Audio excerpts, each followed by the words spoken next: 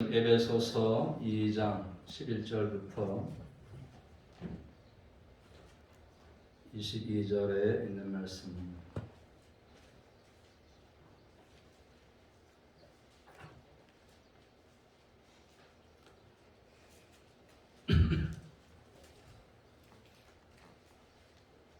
(2021년도 10월 3일) 주일에 은혜 받을 말씀은 에베소서 2장 11절부터 22절에 있는 말씀입니다.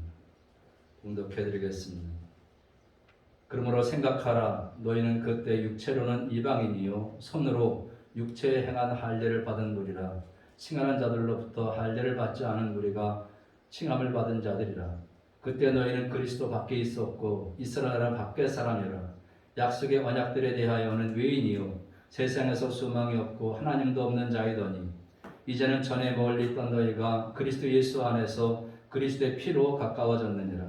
그는 우리의 화평이신지라 둘로 하나를 만드사 원수된 것 곧 중간에 막힌 담을 자기 육체로 하시고 법조문으로 된 계명의 율법을 폐하셨으니 이는 이 둘로 자기 안에서 한 세 사람을 지어 화평하게 하시고 또 십자가로 이 둘을 한 몸으로 하나님과 화목하게 하려 하심이라. 원수된 것을 십자가로 소멸하시고 또 오셔서 먼 데 있는 너희에게 평안을 전하시고 가까운 데 있는 자들에게 평안을 전하셨으니 이는 그로 말미암아 우리 둘이 한 성령 안에서 아버지께 나아감을 얻게 하려 하심이라. 그러므로 이제부터 너희는 외인도 아니요 나그네도 아니요 오직 성도들과 동일한 시민이요 하나님의 권속이라. 너희는 사도들과 선지자들의 터 위에 세우심을 입은 자라. 그리스도 예수께서 친히 모퉁이돌이 되셨느니라. 그의 안에서 건물마다 서로 연결하여 주 안에서 성전이 되어가고 너희도 성령 안에서 하나님의 거하실 처소가 되기 위하여 그리스도 예수 안에서 함께 지어져 가느니라. 아멘.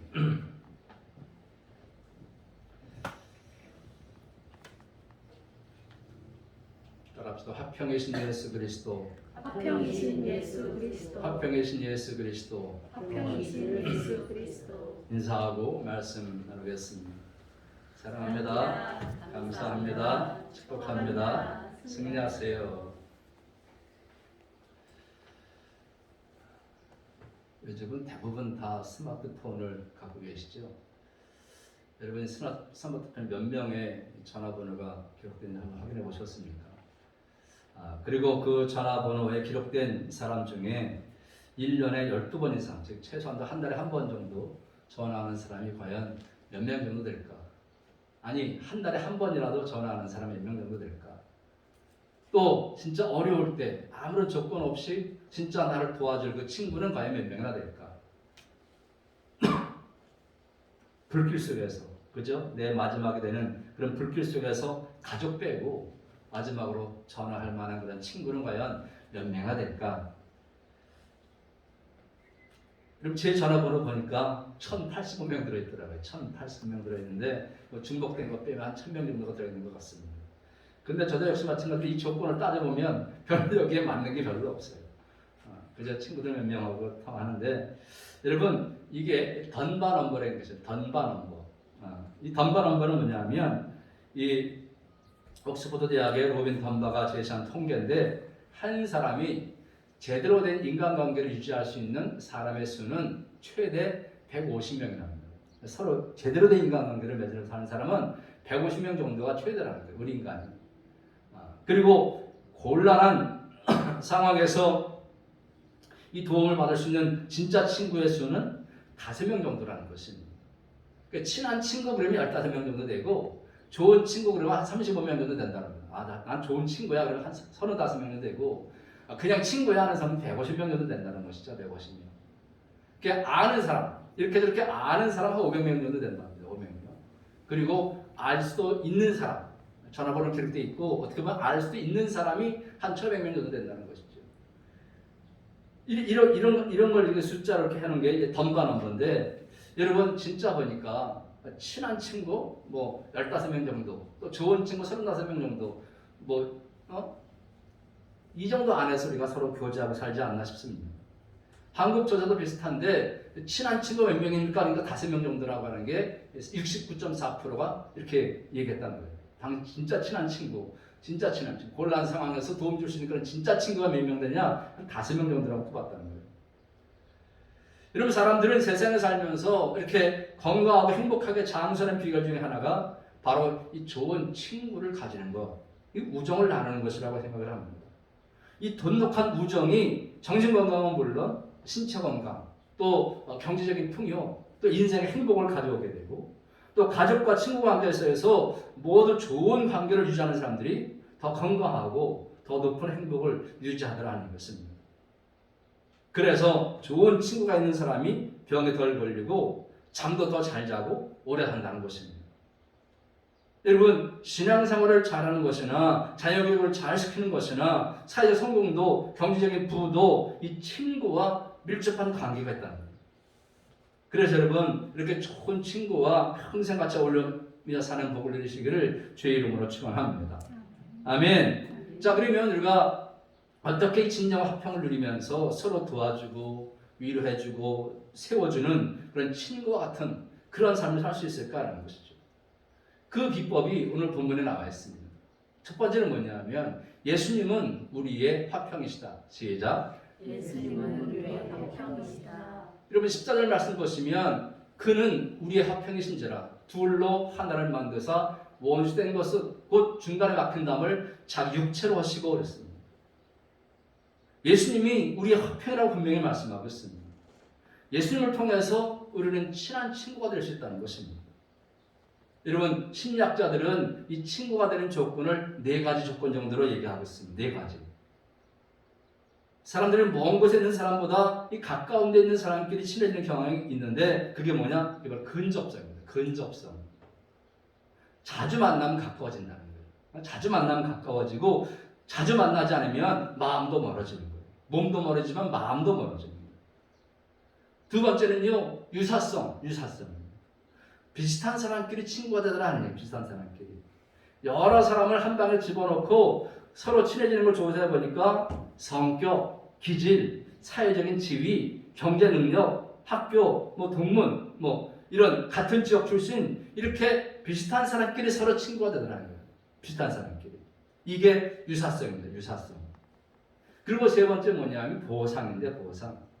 아무리 가까운 곳에 살면서 늘 접촉한 사람이라고 해도 모두가 친구가 되는 것이 아니라 상대가 항상 나에게 친절히 대해준다든지 칭찬의 말을 해준다든지 아니면 도와준다든지 또는 어떤 다른 모양으로 늘 보상을 주고 보상을 받고 그죠? 뭔가 사람들 손편 하나라도 주고받는 그런 사람들이 서로 친하게 되고 친구가 되고 좋아진다는 거예요. 이게 보상의 원리입니다. 그리고 네 번째는 외모인데 외모. 성격이나 지능보다 상대의 용모에 따라서 친해진다는 것입니다. 그래서 외모가 가장 많은 영향을 준다는 거예요. 이걸 갖다 우리는 후광 효과랍니다. 후광 효과. 그래서 한 가지 좋은 점을 가지고 모든 것을 좋게 보는 것이 이 후광 효과인데 바로 어떤 사람을 보면 저 사람 저게 참 좋아. 그럼 그냥 친해지려고 노력하고 친해진다는 것입니다. 이게 외모입니다. 후광 효과예요. 그런데 여러분 예수님을 믿는 우리는 이 화평케 하신 그리스도를 통해서 얼마든지 친한 친구도 또 한평생 행복하게 살 수가 있는 것입니다.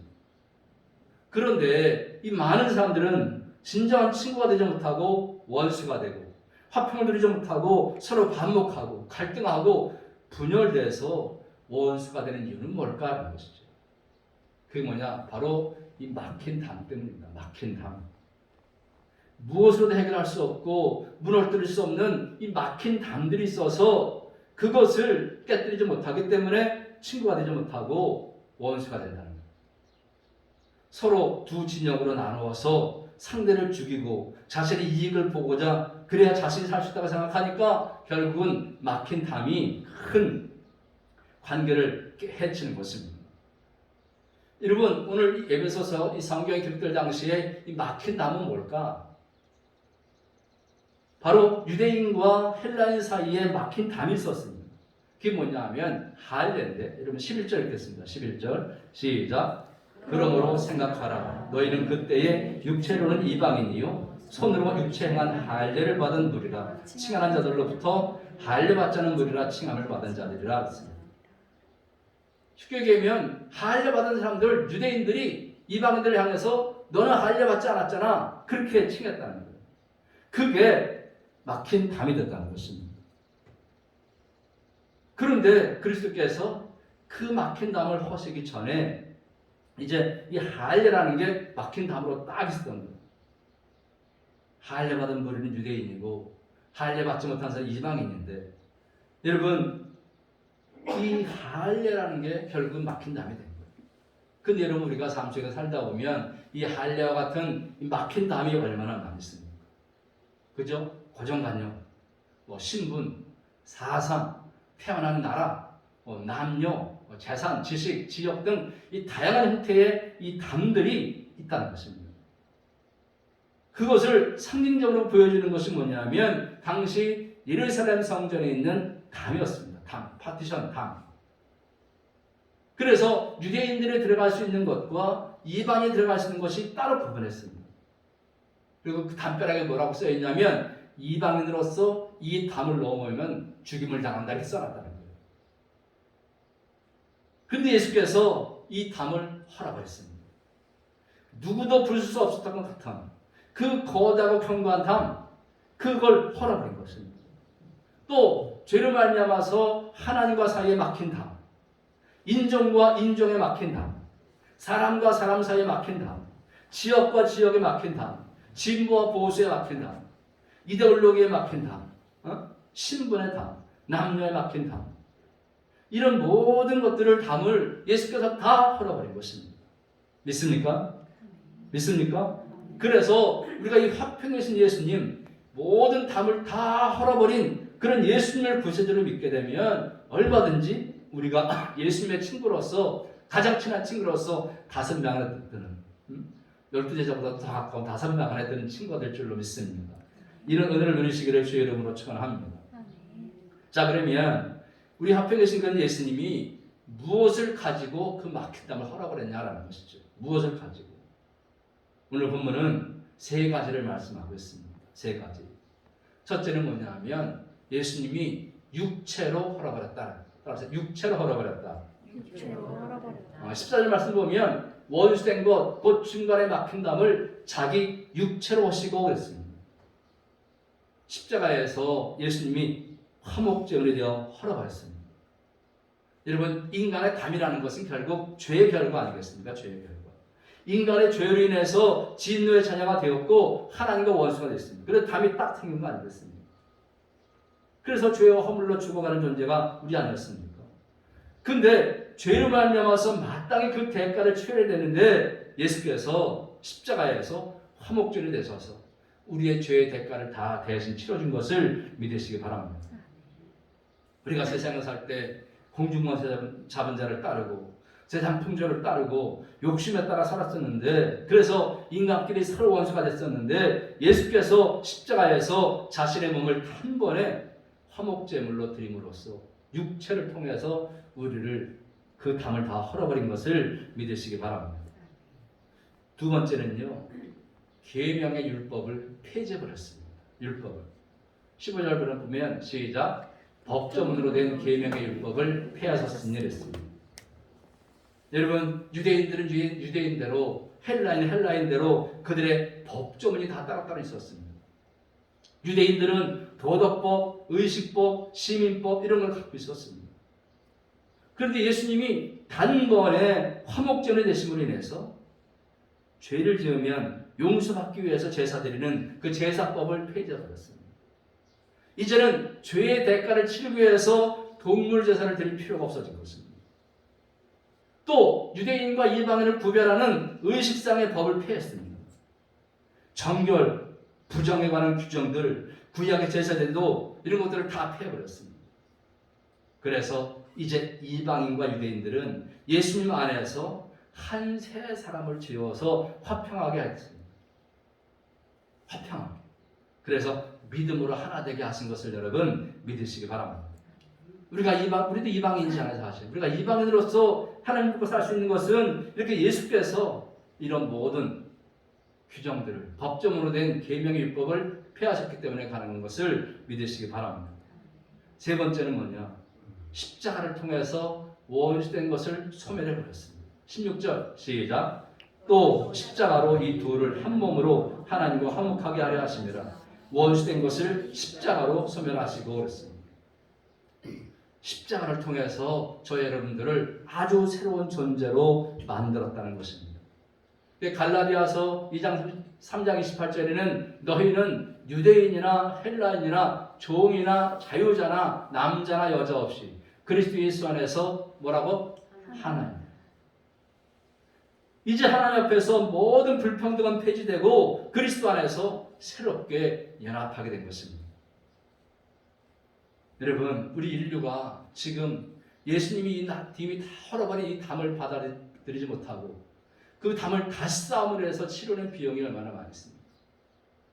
우리나라만 봐도 이 갈등 관리 비용만 매년 240조나 들어간다.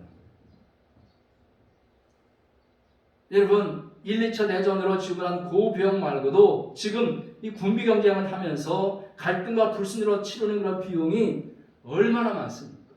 천문학적 비용이 전쟁 무기를 사고 전쟁 준비하고 그런 게 온 세계적으로 따지면 엄청난 거예요.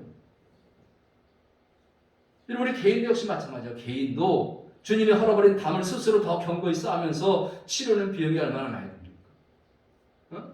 담을 헐면 되는데 그걸 헐지 못해가지고 스트레스 받고 트라우마에 걸려있고 그래서 얼마나 많은 사람들이 병들어가고 있고 죽어가고 있는지 모릅니다.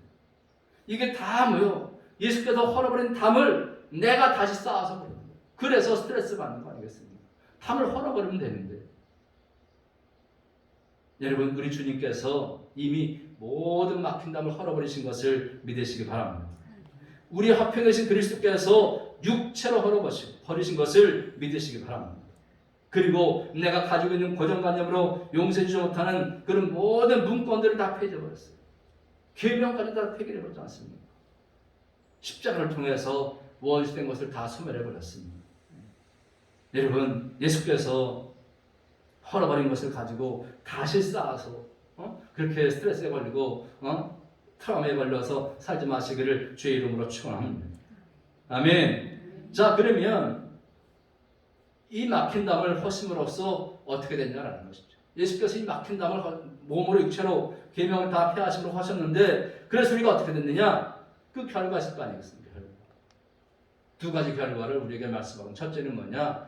그리스도의 피로 가까워졌다. 시작. 그리스도의 피로 가까워졌다. 13절 보시면 이제는 전에 멀리 있던 너희가 그리스도 예수 안에서 그리스도의 피로 가까워졌느니라 했습니다. 그리스도 안에서 예수 안에서 가까워졌다. 여러분, 이것은 아까 우리가 서두에 말했던 던바가 말했던 그냥 알 수도 있는 1500명 이 정도가 아닙니다. 그냥 아는 사람 500명 정도가 아닙니다. 그냥 친구 150명 정도가 아닙니다. 좋은 친구 35명, 친한 친구 15명 정도가 아니라 가족처럼 가까이 하는 진짜 친구 5명, 그 사이가 됐다는 것을 여러분 믿으시기 바랍니다. 그렇게 주님과 우리가 가까워진 거예요. 믿습니까? 믿습니까? 그런 믿음 가지고 살아야 돼요. 또 두 번째는 뭐냐? 한 성령 안에서 아버지께 나아가게 됐다는 것입니다.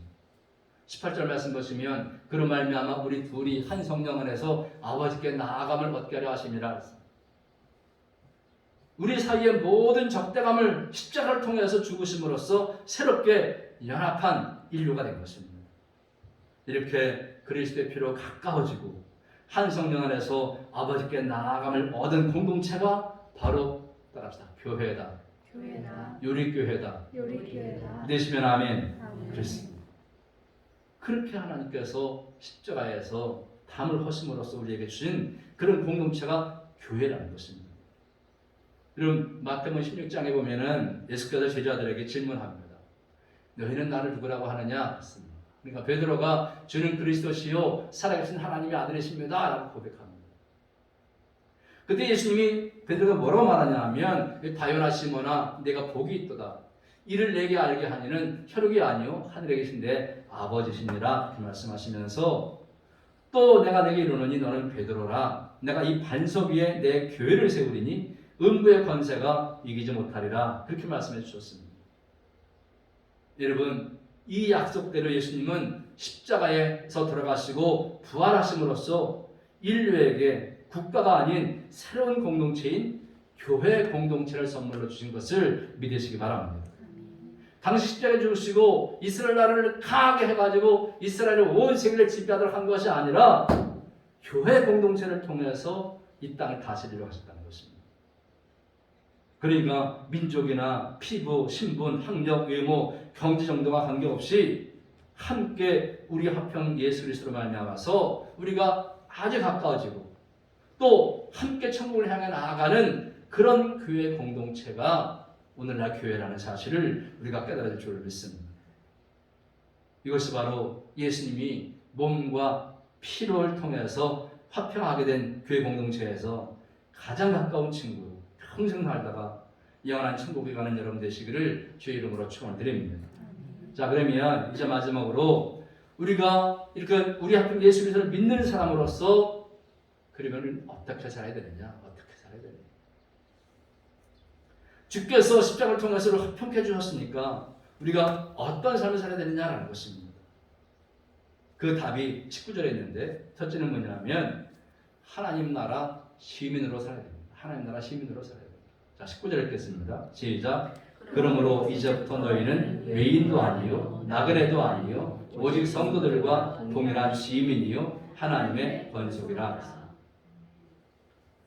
예수께서 담을 헐어버림으로 인해서 이제는 유대인, 헬라인, 대한민국 사람, 조선족 그렇게 말하지 않고 그리스도 안에서 동일한 시민이다 이렇게 말합니다. 동일한 시민. 이 땅의 친구로만 끝난 것이 아닙니다. 영원한 천국에서 같이 살 하나님 나라 시민으로 우리를 그렇게 맺어주신 것을 여러분 믿으시기 바랍니다. 여러분 예수께서 이 땅에 오시기 전에는요 이런 공동체 없었습니다. 그리스도께서 오시기 전에는 유대인과 이방인이 엄격히 담으로 구분되어 있었습니다. 그냥 오늘날로 말하면 미국 사람, 일본 사람, 한국 사람으로 삽니다. 그런데 이제는 모두가 다 하나님 나라 시민으로 살 수 있게 된 것입니다. 그리스도 안에서 남자나 여자나 자유자나 종이나 이방인이나 헬라인이나 하늘나라 하나님 나라 시민으로 살아가게 된 것입니다.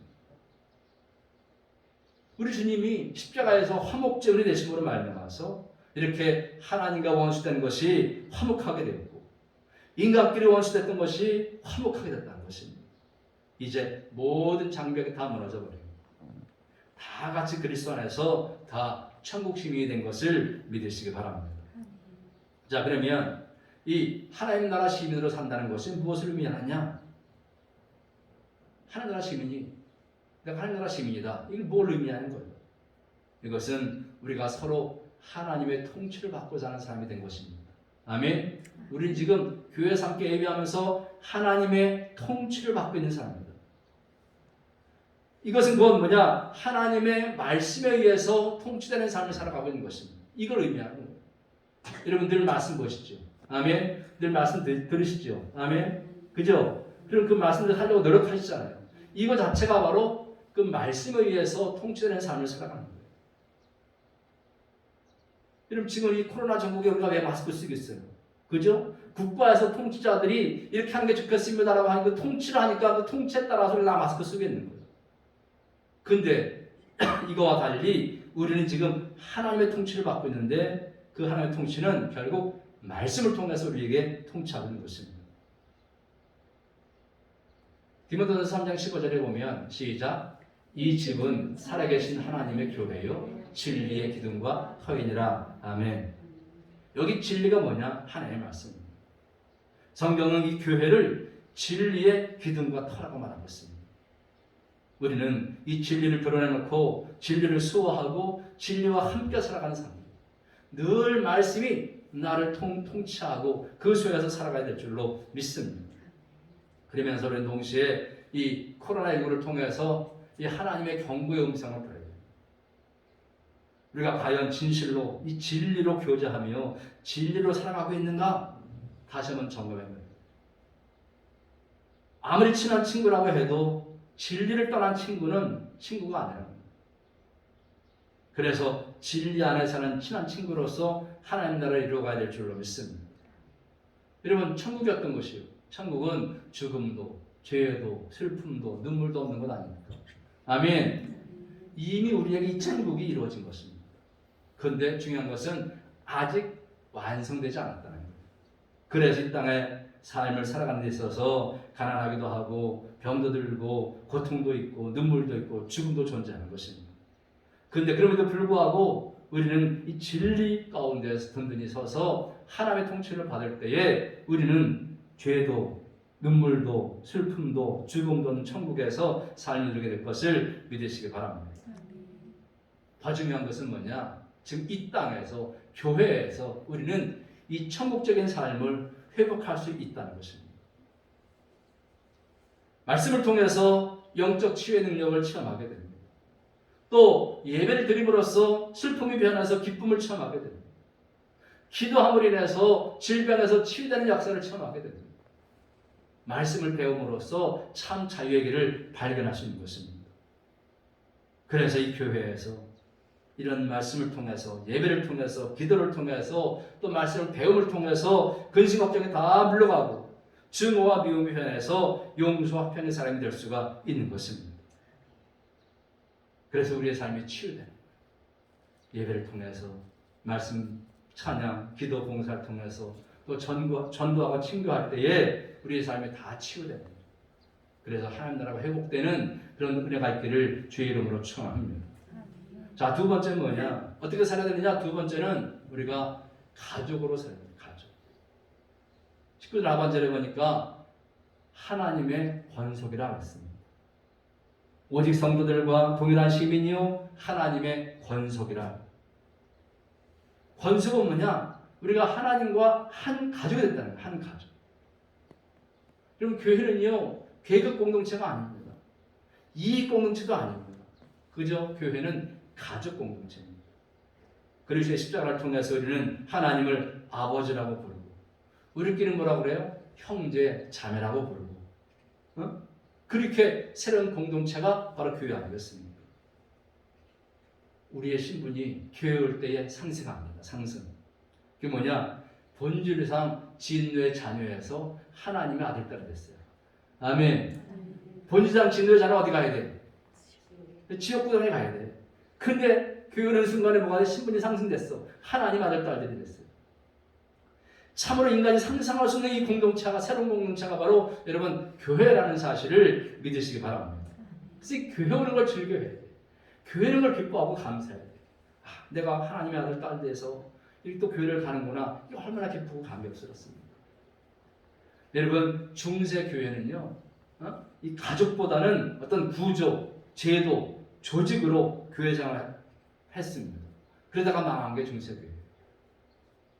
근데 오늘 하나님은 우리를 하나님 가문의 권속, 하나님의 한 가족으로 삼아주셨습니다.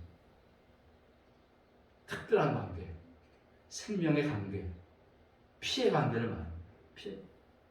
한 가족이 피를 나는 가족 아니겠습니까? 그래서 우리는 그리스도의 십자가의 사건을 통해서 하나님과 한 가족이 됐습니다. 이거는 법률적인 관계를 넘어서 생명적이고 살아있는 피의 관계라는 것을 우리가 말씀해 주고 있는 것입니다. 그래서 성경은 이렇게 말하고 있는 겁니다. 요한복음 1장 12절 시작. 영접하는 자, 곧 그 이름을 믿는 자에게 하나님의 자녀가 되는 권세를 주셨으니. 요한일서 3장 2절 시작. 사랑하는 자들아 우리가 지금은 하나님의 자녀라. 로마서 9장 26절 시작. 너희는 내 백성이 아니라 한 그곳에서 저희가 살아계신 하나님의 아들이라 부름을 얻으리라. 아멘. 그렇습니다. 우리는 다 하나님의 자녀라는 거예요.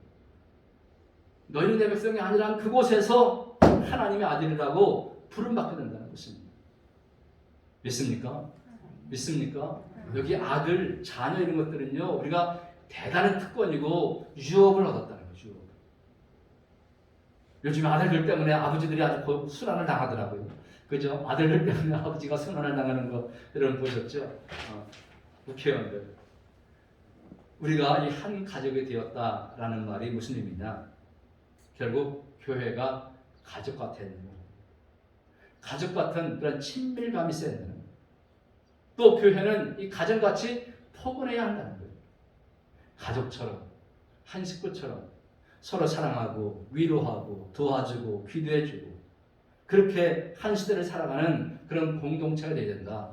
이걸 우리에게 이 하나님의 권속, 한 가족이라는 의미에서 오늘날 교회의 성도들에게 말하고 있는 것입니다. 여러분, 예루살렘 교회를 보십시오. 예루살렘. 사도행전 2장 예루살렘 교회. 사도의 가르침을 받아서 열심히 기도하잖아요. 또 믿는 사람들이 함께 모여서 서로 물건을 통행합니다. 서로 필요를 나눕니다. 또 말씀을 통해서 교훈을 받고는 그 교훈에 따라서 삶을 나누는 공동체가 됐습니다. 이렇게 교회는 그리스도의 피값으로 산 유기적인 생명체이기 때문에 비록 성도 다르고 지역도 다르고 학력도 다르고 재력도 다르지만 이 교회의 영적인 영광로 속에 들어와서 다 한 가족이 되는 역사가 일어나는 것을 여러분 믿으시기 바랍니다. 그래서 우리 예루교회가 예루살렘 교회처럼 그렇게 아름다운 그런 생명이 있는 그런 아름다운 교회가 되기를 주의 이름으로 축원합니다. 이렇게 가족은 하나의 생명체라는 거예요.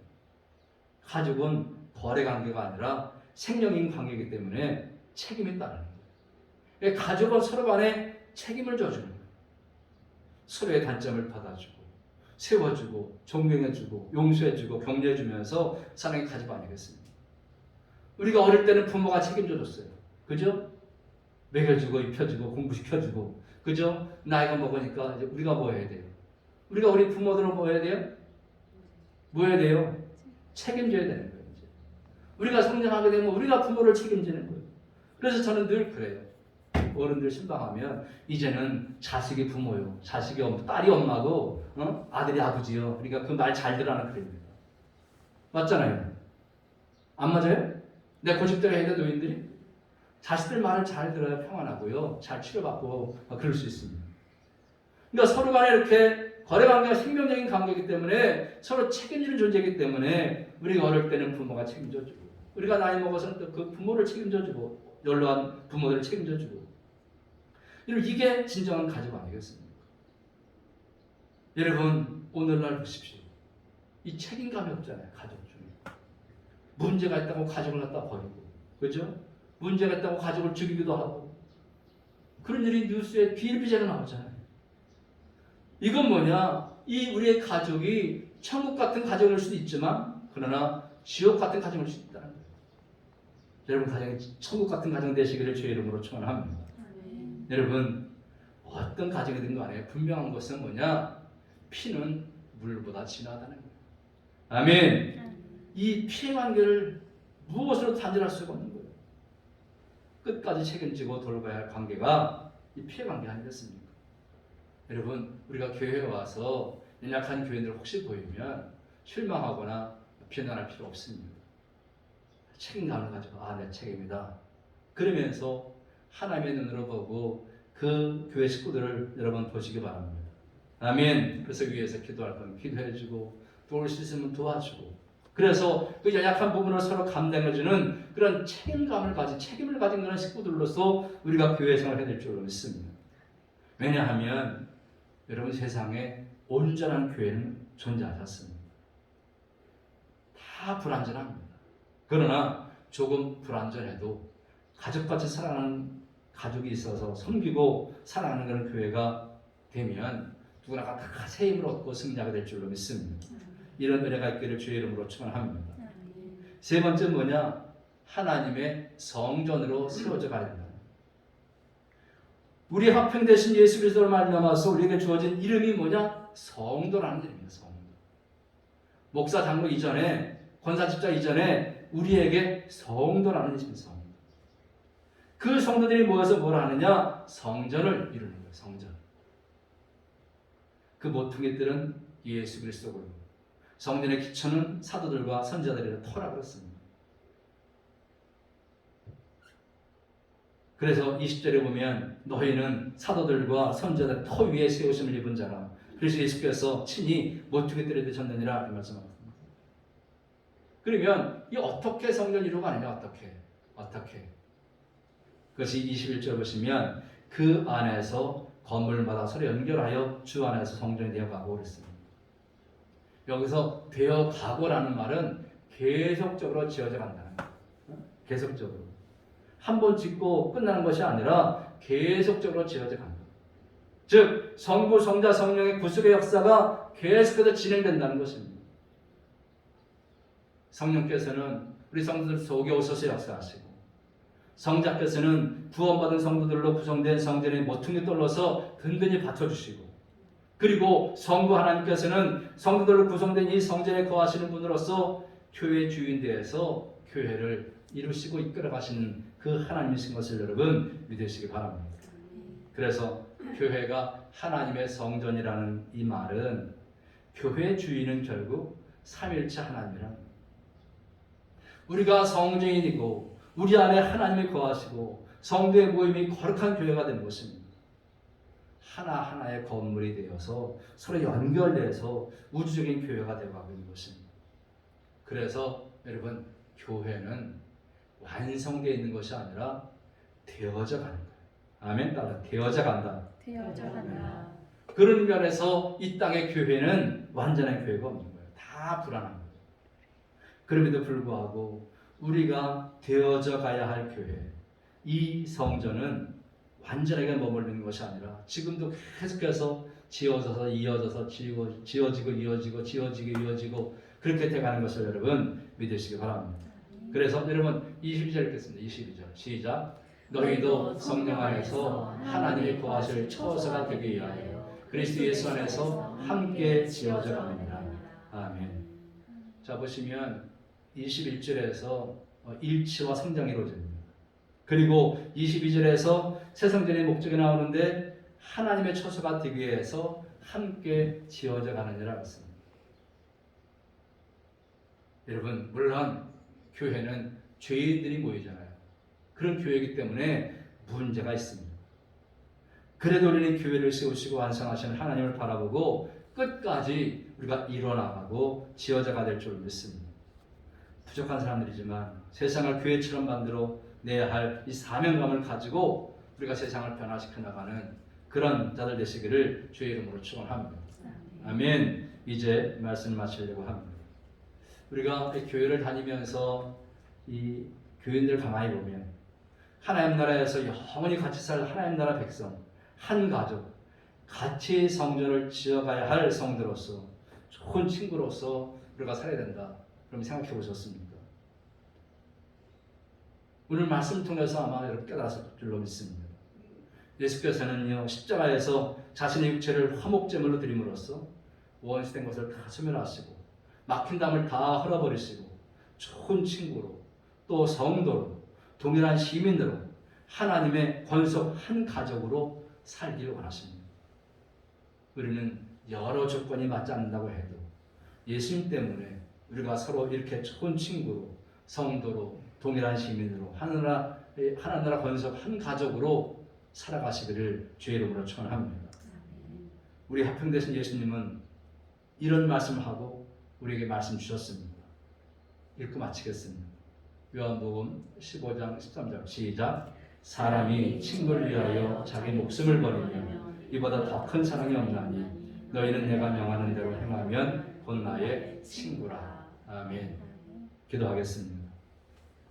사랑과 은혜가 충만하신 아버지 하나님, 오늘도 말씀 통해서 어떻게 하면 진정 화평을 누리고 또 서로 도와주고 위로해주고 세워주는 친구로 살아갈 수 있을까에 대해서 말씀 듣게 하심에 감사드립니다. 우선 예수님이 우리 화평이 되시고 친한 친구가 되실 수 있음에 감사드립니다. 우리 화평이신 예수님이 원수된 것, 그 중간에 막힌 담을 다 그 육체로 헐어버리시고 계명의 율법을 폐져버리시고 십자가를 통해서 원수된 것을 소멸해버리셨음에 또한 감사드립니다.